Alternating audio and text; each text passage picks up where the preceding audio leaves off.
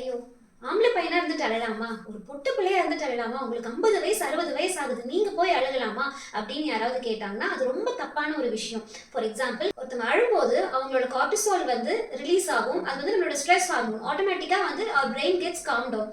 இன்னொரு விஷயம் என்ன அப்படின்னா, crying is a sign of expressing their disappointment. அவங்களுக்குள்ள இருக்கிற வலியை வந்து எக்ஸ்பிரஸ் பண்றதுக்கு ஒன் ஆஃப் த சைன். அதையும் நம்ம பிளாக் பண்ணோம். தேவையில்லாம ஜெண்டர் கோடையோ ஏஜ் கோடையோ ரிலேட் பண்ணோம் அப்படின்னா அது நல்ல விஷயமே கிடையாது. இன்னொன்று என்னன்னா, crime is a sign of what they value the most. எதையாவது ஒரு விஷயத்தை வந்து அவங்க மிஸ் பண்ணியிருப்பாங்க. எக்ஸ்பெக்ட் பண்ணாத ஒரு விஷயம் வந்து அவங்க லைஃப்ல நடந்திருக்கலாம். லாங் டேர்ம்ல அவங்களுக்கு ஏதாவது ஒரு பெனிஃபிட் கிடைச்சிருந்திருக்கலாம் ஹார்ட் ஒர்க் பண்ண ஒரு விஷயத்துக்காக. அப்ப கூட அவங்க வந்து அழுகலாம். கண்ணு வேர்க்குது. ஸோ யாராவது அழும்போது பக்கத்துல இருந்து ஜஸ்ட் அவங்கள எதுவுமே நீங்க பேசாம அவங்கள காம் டவுன் பண்ணோம்னா கூட போதும். ஆனா அழுகுறது வந்து ஒரு ரீசனா வச்சுட்டு உங்களை அவங்க மேனிப்புலேட் பண்ணாங்க அப்படின்னா நீங்க உங்க பவுண்டரியை ப்ராப்பரா செட் பண்ணணும்.